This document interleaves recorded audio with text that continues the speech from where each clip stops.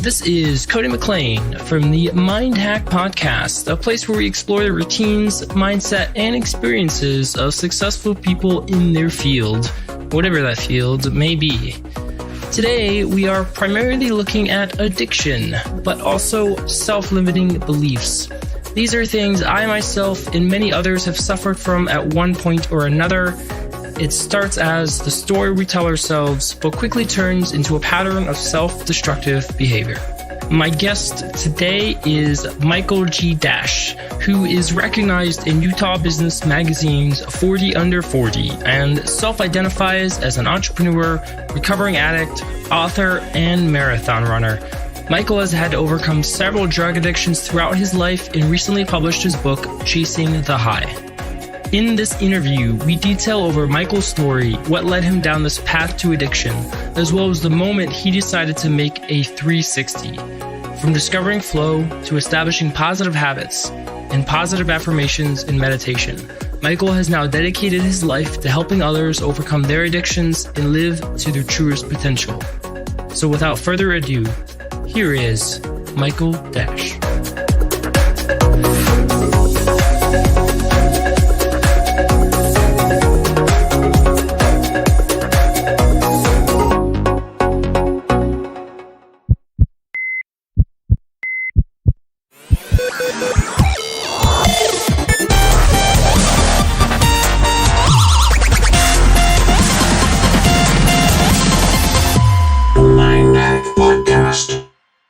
Michael, welcome to the Mindhacks show. Thank you for being here. Thank you for having me. Looking forward to it.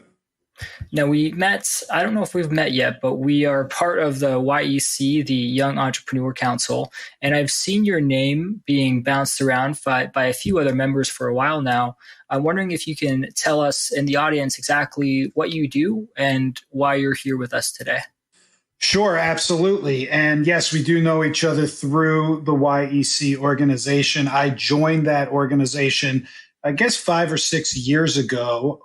The organization itself is like-minded entrepreneurs who are doing $1 million plus in business. At the time I joined it, I was running my technology staffing recruiting firm called Parallel HR Solutions that I had for 11 years in Utah. Throughout that time, I had a lot of things happen to me on my entrepreneurial journey, which eventually led me to selling that business in June of last year and transition to working with entrepreneurs and business leaders who are dealing with addictive and compulsive behaviors that are affecting them as business leaders, as well as family members and friends and members in the community. So I have started a platform called FATE, F-A-T-E, which stands for From Addict to Entrepreneur. I have an interview series in there where I interview former addicts who are now entrepreneurs and build multi-million-dollar businesses and talk about what they're doing to give back to the communities. People like Joe Polish, who started the Genius Network, Mike Lindell, who is the founder of MyPillow.com. They were all former addicts. Those are just two examples. And from that, I am launching a program within the next 30 days to work with hands-on coaching, mentoring program to work with business leaders and entrepreneurs, as I mentioned, who are dealing with these issues that are affecting them as they show up in life.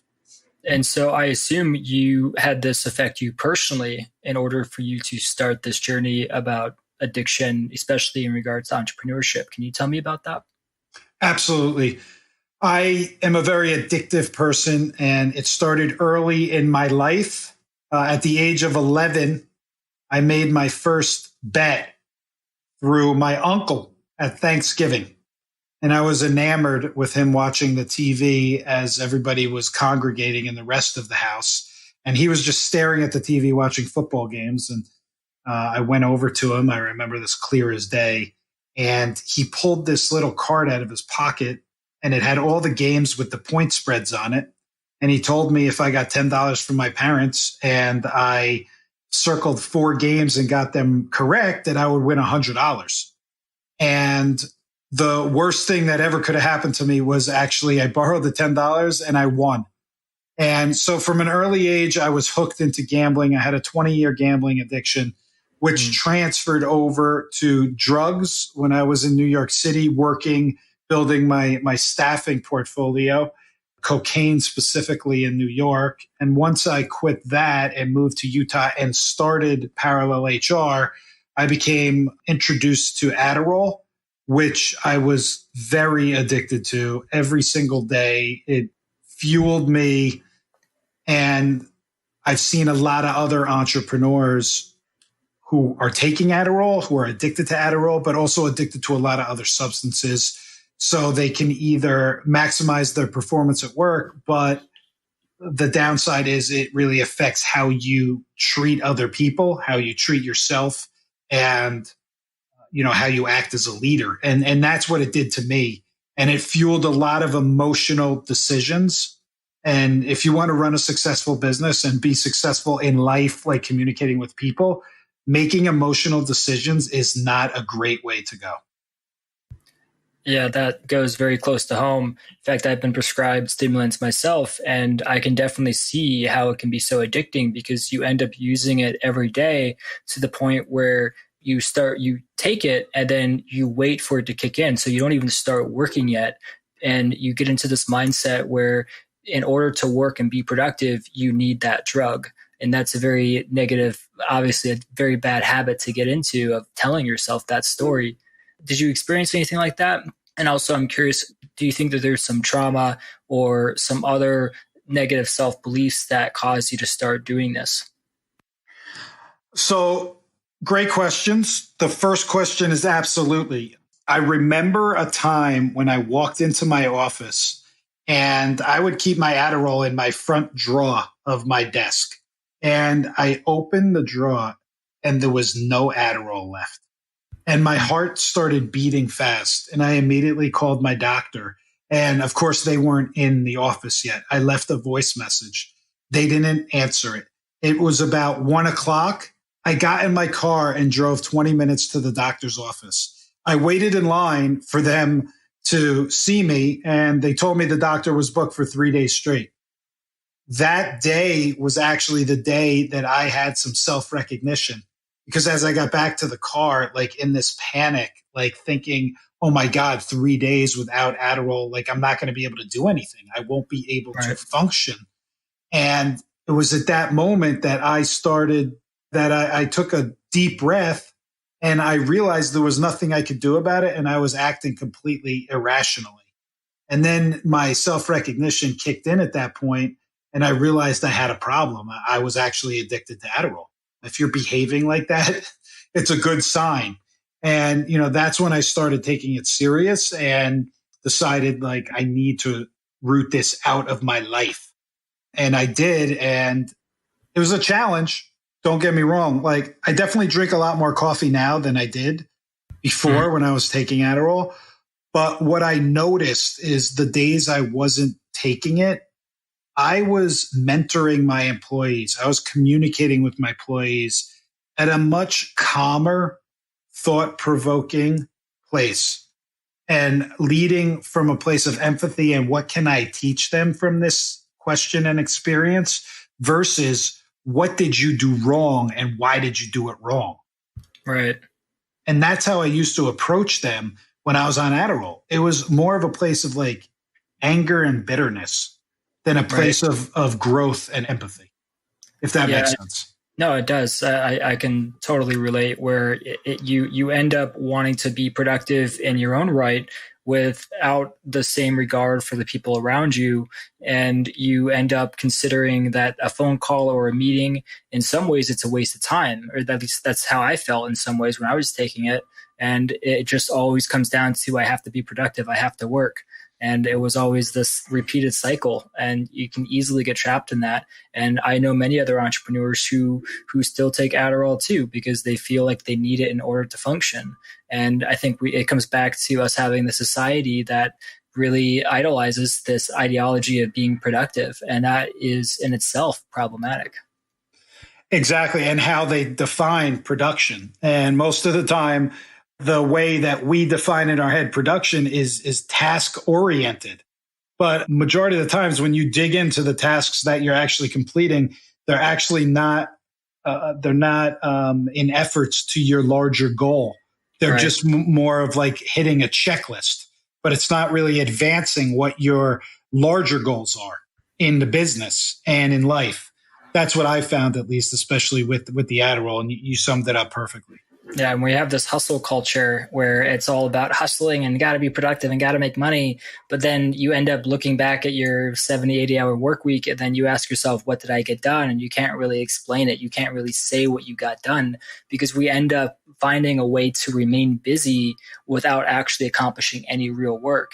And if you look at many of the people, there's a great book on morning routines, and it details the routines of these creative artists. And many of them only ended up working a few hours a week. And I even know Cal Newport with his book, Deep Work, states that really we can only get a maximum of 2 to 3 hours. I might be a little wrong on that, of actual deep work done.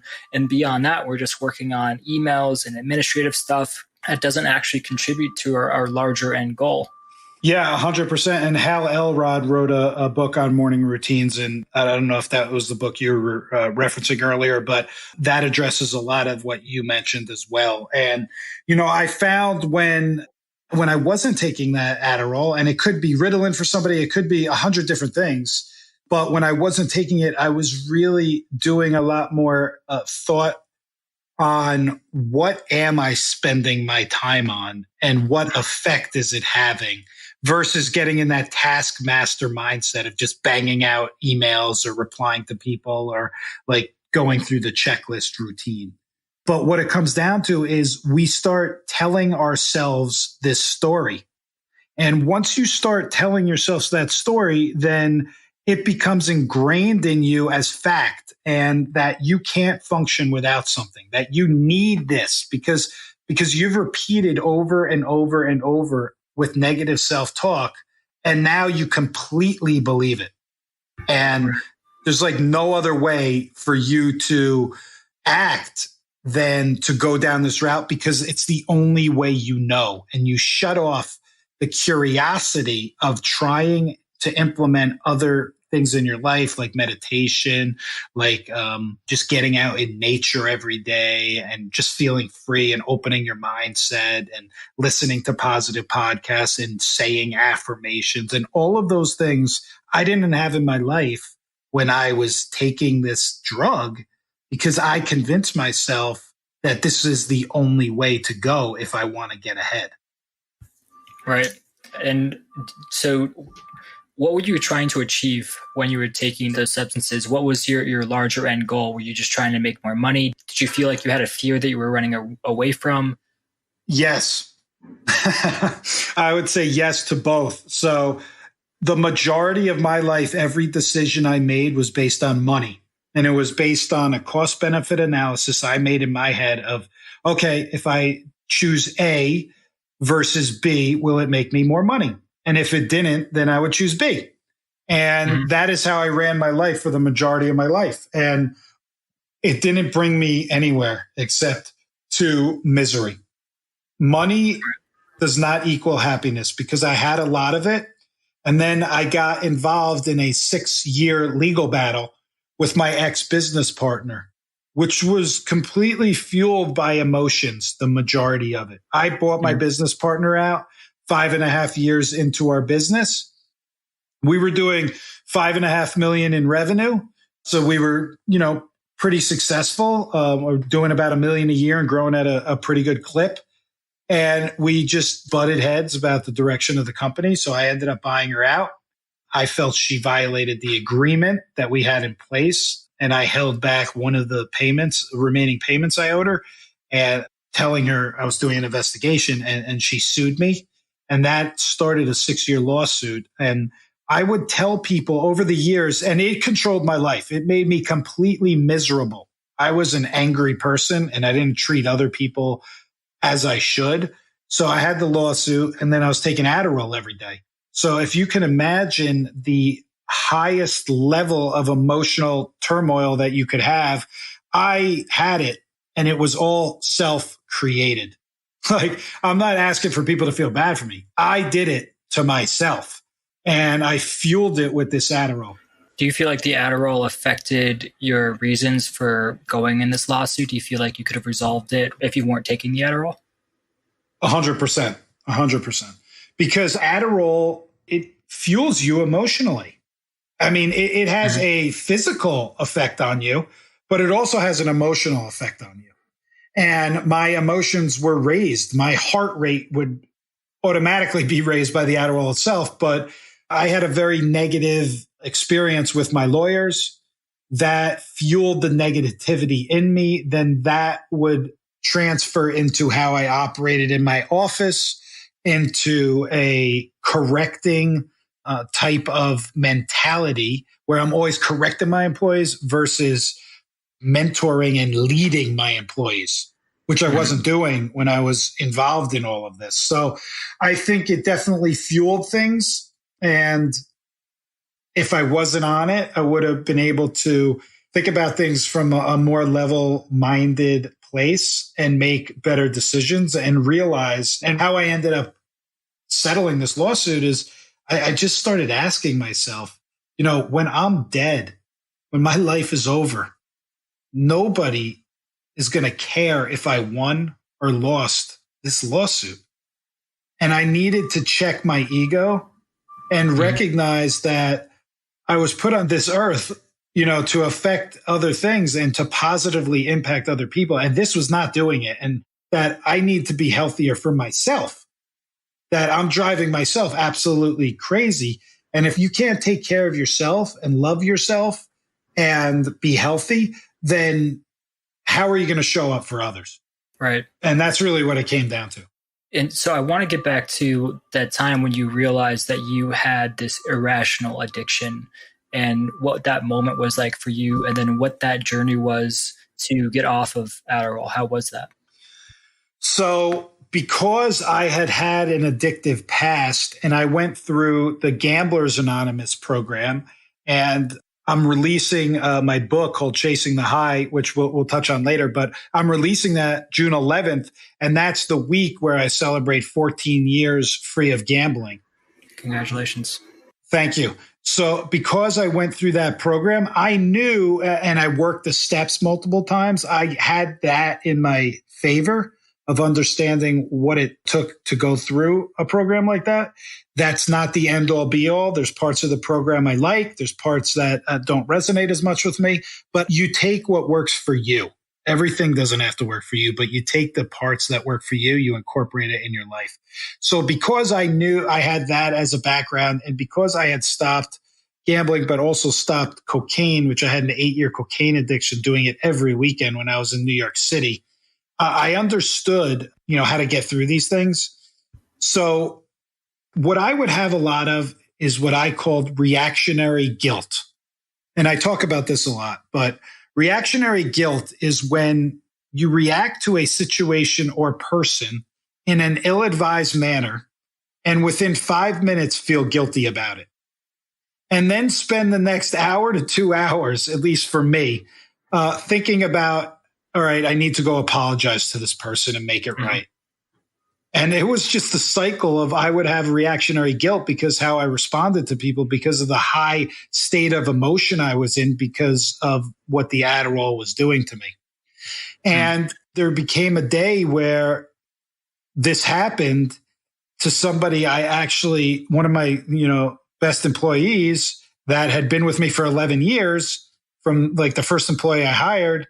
And I just felt terrible about it because I never reacted to her like this. And that was the day that I decided, I need to quit. I can't treat people like this. And then it affected me because the next 2 hours emotionally, I'm like, oh my God, I have to apologize to her. How am I going to do this? And go through that entire state of emotions. So when I quit, I will tell you, I definitely yearned for it. I definitely wanted it. From time to time, I still think about it. I definitely usually I would just have 1 cup of coffee in the morning. I definitely have, not cup of coffee, I should say, venti latte. So it's more than a cup. But now I usually have an extra coffee in the afternoon because that stimulant of the Adderall is still, the need for the stimulant is still there a little bit. It's transferred to coffee. Yeah, I'm curious. Are you religious at all? I am not religious, but I am very spiritual. And, I spent 7 weeks in Bali earlier at the end of December and into January. And Bali's a very spiritual place for me. I get a lot of growth when I'm there. Were you just there by yourself? I actually go on a retreat called Unconventional Life. And it's headed by Jules Schroeder, who has the Unconventional Life podcast. It's like the #1 millennial podcast out there. And it's an amazing, eclectic group of people from all facets of life and all over the world that are carving out life on their terms, not based on societal norms. And the reason I like it is because I'm exposed to people I would never be exposed to. So people who study and teach flow and living in flow, energy people who are into astrology. I grew up and I was taught like those people are wackos. Like, it's a scam. They're just going to try to scam your money. Don't even talk to or listen to them until I talked to and listened to them. and I've been able to incorporate things in my life, like flow, for instance, which changed my entire life 2.5 years ago when I was first introduced to it. And the whole premise of flow is living an effortless life by following your intuition and making decisions through your heart and intuition versus overthinking them and through your head. And if it's not a hell yes in your life, it should be an F no. And you should not be doing it. Sounds like Derek Sivers, if you're familiar with him, who came up with that. But sorry, proceed. Yeah, so I never resonated with that before. But when I was introduced to me, I was in such an angry place in this lawsuit, fueled on Adderall, running a company that was running me. And I just felt like I was losing it. And frankly, I was. And then I resisted when I heard these two people talk 2.5 years ago in Bali at that convention. But then I decided, would it be so bad to live a different way, to live a lighter life, to not carry a chip on my shoulder all the time? And the answer was, no, that sounds great, actually. So I actually paid $1,000. I took their course. It's Jackie and Justin run this course. It's called Flow Consciousness Institute, if anybody's interested in looking it up. And they take you through a process of clearing out your limiting beliefs, where you're writing all your limiting beliefs out. You're actually doing some EMDR type stuff where you're doing tapping and you're moving your eyes back and forth and you're reciting and letting go of these limiting beliefs. And then you're putting positive beliefs in and you're changing, you're basically rewiring your brain and changing your mindset. And you're provided different tools on how to move forward and live life. And that definitely changed my life completely and how I viewed and made decisions and treated other people. For our listeners, EMDR, by the way, is called eye sensitive rapid, I'm messing it up, but something desensitization, and it's typically used for people with PTSD. But there have been instances where you can use it to draw out negative experiences and beliefs and even negative patterns and try and replace that with like a neutral feeling. And that can just be moving your hand left and right or et cetera. I'm curious, what were the most significant changes that occurred out of you going to this conference? Sure. And I will mention EMDR is being used more and more in the addiction space as well. So I know from personal connections, a lot of them who through that process have been able to manage their addictions and get off different activities that they've been addicted to. On a side note, I'm curious, did you ever experiment with psychedelics at all? Because that's been hugely growing in terms of getting people off of these other types of drugs. I experimented with them before they were used for getting other people off of drugs. So I experimented with psychedelics in college, just like I experimented with the majority of drugs in my life. Were more for curiosity. Yeah. Curiosity and partying and all the wrong reasons, not the right reasons. However, this has been coming up on my radar more and more, especially the ayahuasca route. Mhm. And I do plan on taking a trip to Costa Rica or Peru and doing a ceremony with shaman and going through that, because everybody I've talked to has told me it's completely transformed them. So yes, I do plan on trying going through a ceremony, because I think I'm ready at that state in my addiction and growth for something like that, to be accept that. But you had another question. What was the other question? If you could repeat that. Well, just to follow up on your comment, Michael Pollan wrote a great book on, he was a neuroscientist who went into it using various psychedelics. And there's one comment you could extract out of his book where he went through all these experiences, completely not knowing anything about it, is that for some people, I'm not encouraging you guys just to go out and try it, but for some people, that doing a psychedelic experience just one afternoon could equal 10 years of psychotherapy in just one afternoon, in terms of how transformative it can be. And I know that they're currently doing research studies at forgetting the name of the hospital, but they're actually doing it in US studies now. But my question was actually about the experience that you went to with this specific conference where you were doing EMDR. You were writing down your limiting self-beliefs, which I'm hugely into because I grew up with limiting self-beliefs, and only through a small series of steps was I able to change those beliefs about myself and what I thought I was never able to do. And so I'm curious, when you left that conference, how did that alter your mindset? Sure. So just to clarify, it was a retreat to begin with. The two people were speaking at the retreat, and then they had an online course. So I took the online course, and it was an interactive online course with them leading it. And that's the Flow Consciousness Institute that I had mentioned before. And, just things, the biggest thing at that point for me was about change. Most people believe that change is difficult. But change is actually extremely easy. One of the easiest things you could ever do is change. Now, the effects of change, those might take time to see the actual effects of the changes you're making. Those could take a significant amount of time. But time and change have no direct correlation. And I think that's where people kind of get screwed up. And that's where I got screwed up. I thought, oh my God, it will take me so long to change. It'll take me so long to be able to get out of this lawsuit, to sell this company, to do this, to do that. But the actual change in your attitude, let's say, or the change in your thought process, that can happen immediately.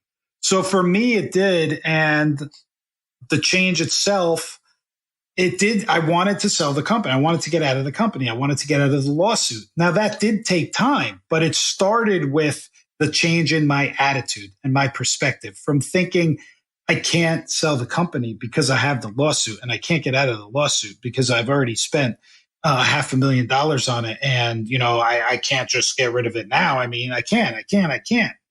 I had convinced myself of all of that. But through this work, I realized that I could.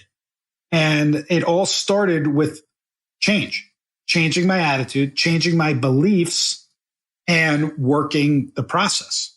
And that's what I did in that situation. It's, a lot of it comes down to the story we tell ourselves. The mind is a powerful thing. The most powerful thing we have is our mind. We can convince ourselves of anything at any time for any reason. So, that's why I believe affirmations, which I used to think were laughable, are very powerful actually. And very helpful to spend 5 minutes in the morning doing some affirmations. They can change and set the tone for your entire day. So what routines and habits affected you and allowed you to change? Was it just getting out of the lawsuit? Were you still addicted to Adderall? What mindset shift did you have? Yeah, I was still addicted to Adderall, but it was that one day where I snapped at my, most loyal employee that I had for 11 years, who had my back through thick and thin. And it was that day when that happened that the next day I quit. I just cold turkey quit. And after, 7 years of taking it every single day, I just emotionally, I was exhausted from it. And I was also going home at night and smoking pot because it would take me down and allow me to sleep. because I would have trouble sleeping when I was taking the Adderall because it lasts in your body, well beyond a few hours. Mm-hmm. So it was all these just kind of, take something in the morning to get up, take something at night to come down.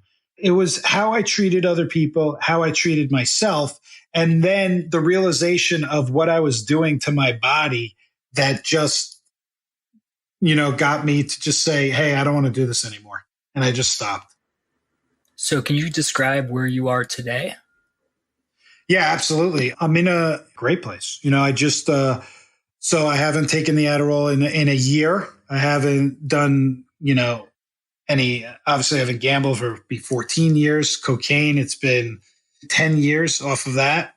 I would say I drink more coffee than I probably should, but I am on no chemicals or substances anymore. And that's such a miraculous thing for me because I never thought the term you can never do something again is very daunting and scary for people. So I tried not to say that. And I tried not to think of it that way.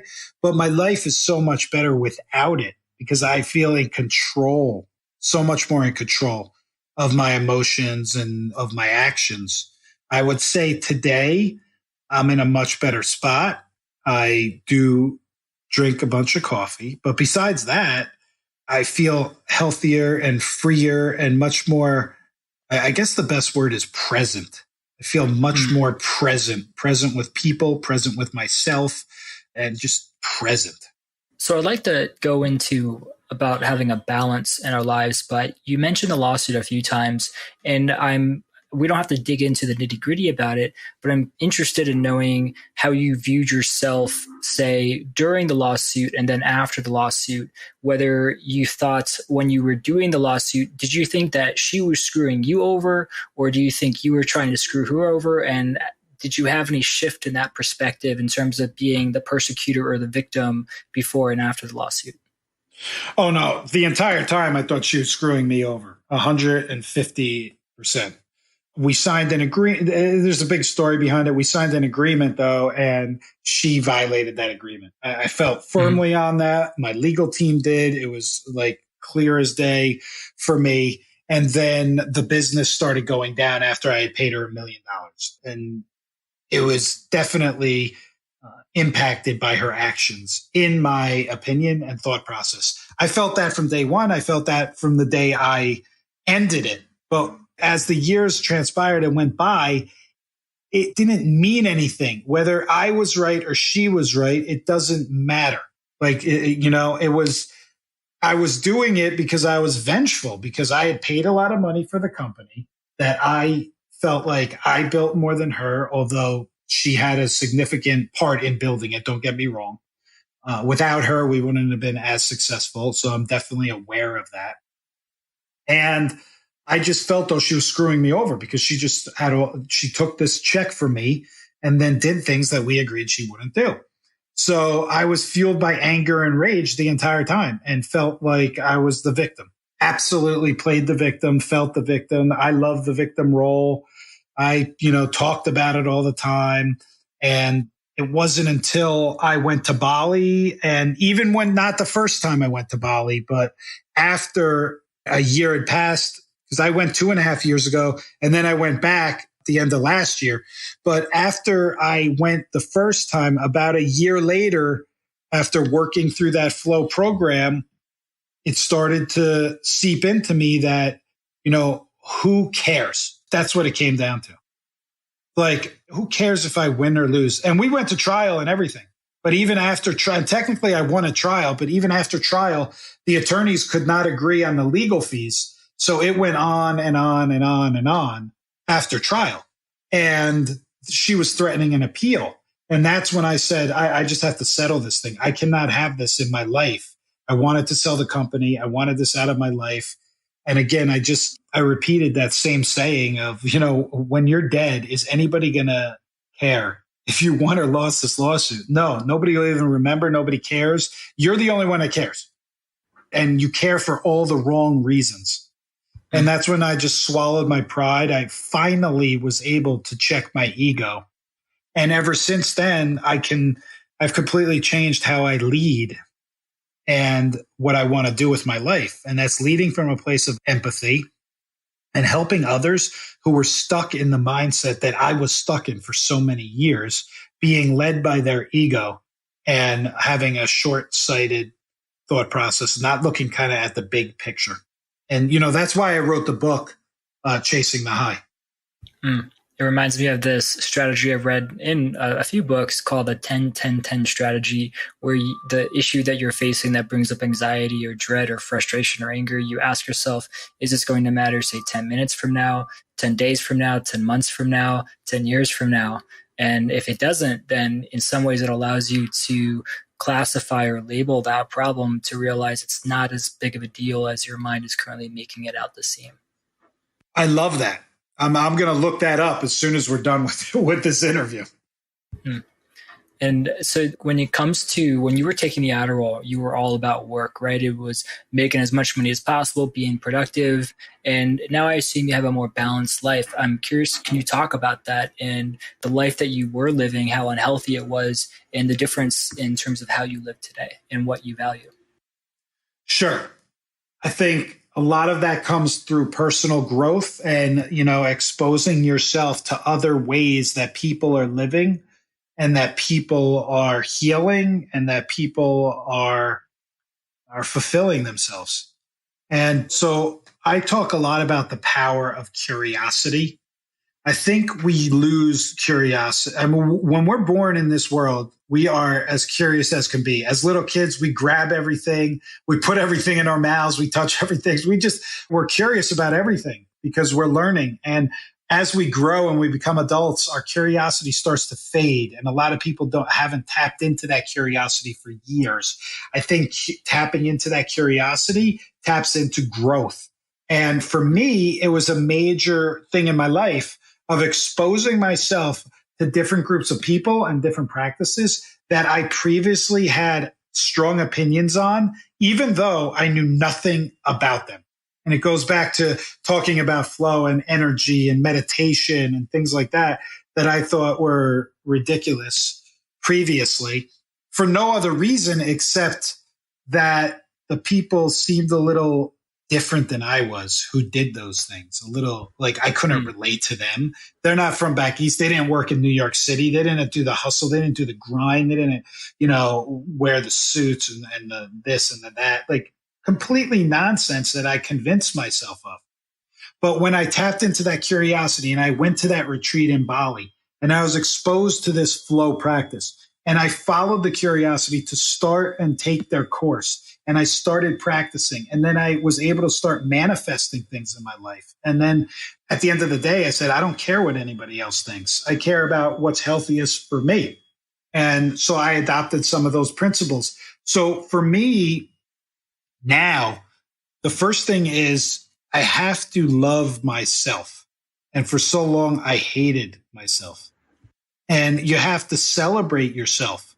Because if you can't do that about yourself, how can you show up and do that for others and be fully authentic about it? And that's what it came down to me. So now I don't meditate every day, but I meditate 3-4 times a week. I wake up in the morning and instead of just going to get my coffee, I jog to the coffee store. So I get an early morning jog in every morning to get my body moving. I'm outside.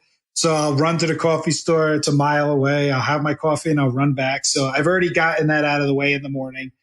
Sit down, do some meditation, 3 to 4 times a week. Like I said, I listen to positive podcasts. I think it's extremely important what you're putting into your mind, audiobooks. And do you have any specific meditation routine? And also, do you have any podcasts that you would like to share? So I don't have a specific meditation routine, except I do enjoy, for me personally, going to sound baths. I don't know if you're familiar with a sound bath. No, I haven't heard of it.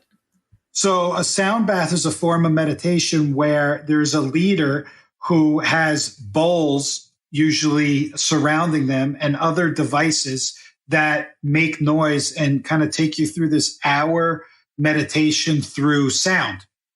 And it's an incredibly peaceful, mindful way of meditating.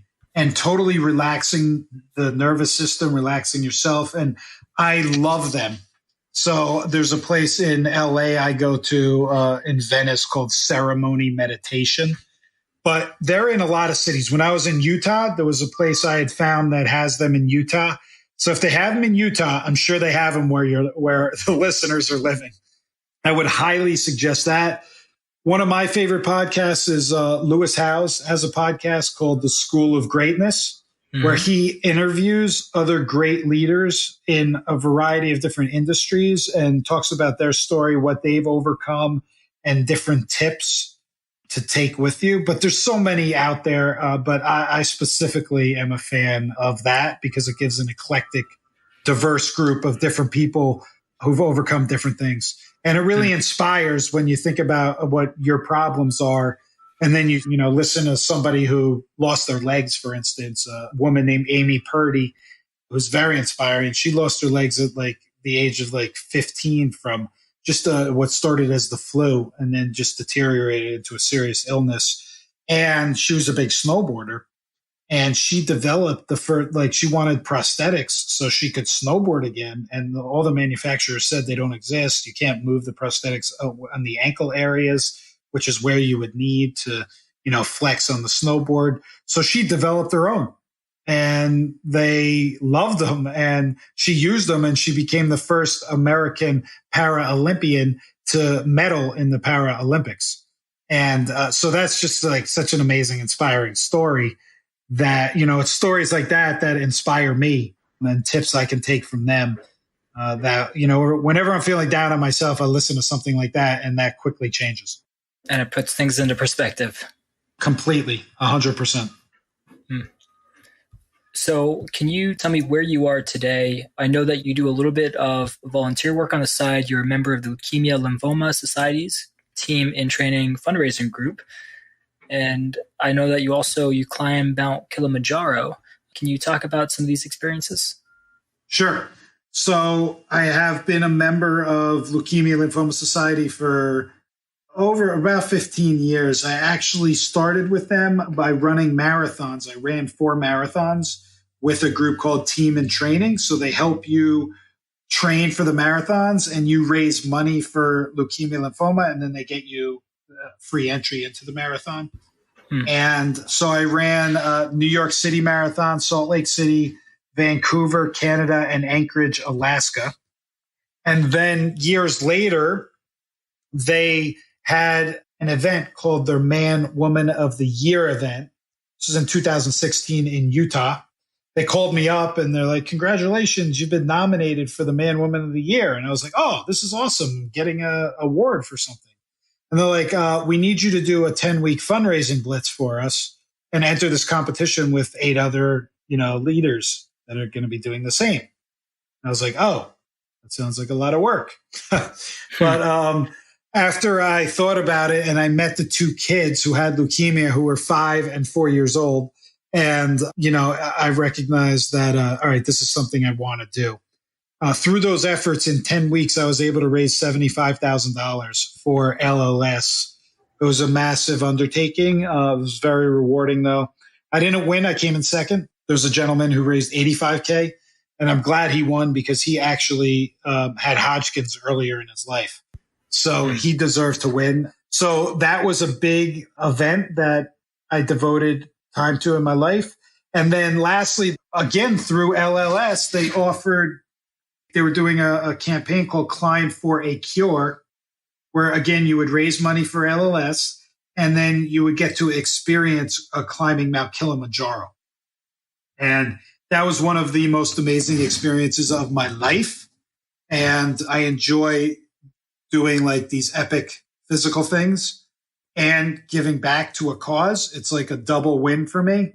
Mm-hmm. So it took us about 8 days to climb, and it was 6 days up and 2 days down. And it was just an awesome experience. It taught me a lot about myself, not only physically, but mentally, because you are basically we had 11 people and then all the porters and everything, but you're staying in very close proximity to these 11 people that you don't really know for 8 days. And you learn about why you allow certain things to frustrate you. And that it's actually something within you that you need to work on versus the person who might be frustrating you. So I learned a lot of those lessons along the way.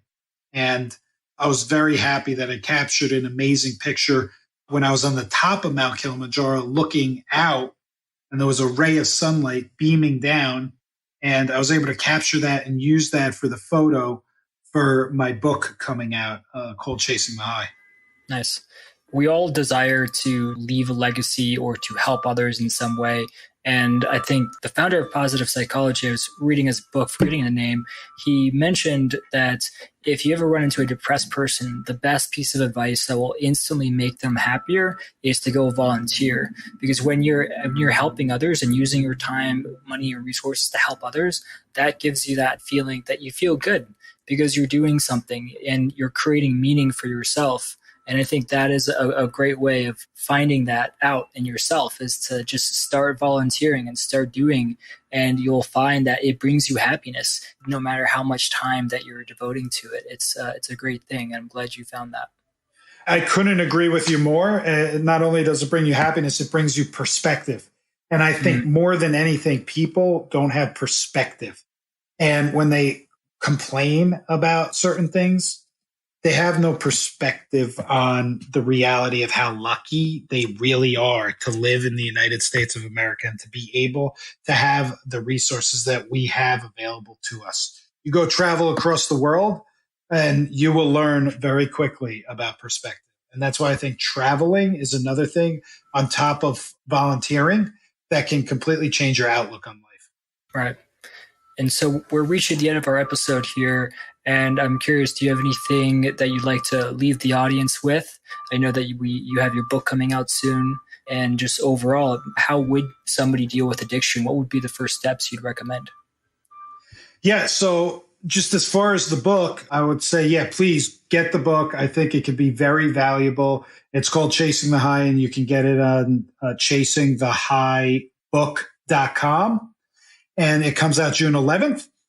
So as far as basically the book is a journey through entrepreneurship, addiction, lawsuits, the mistakes I made, but most importantly, the lessons learned.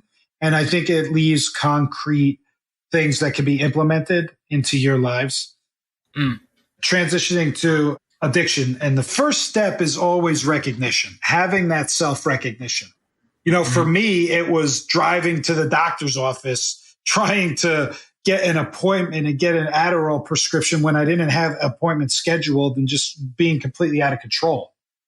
For you, it might be something different, but you have to have some self-recognition that you actually have a problem, or that you're on the verge of having a real problem that is affecting how you show up in life. And it's affecting your mood. It's affecting how you treat others. It's affecting your ability to be fulfilled and your health.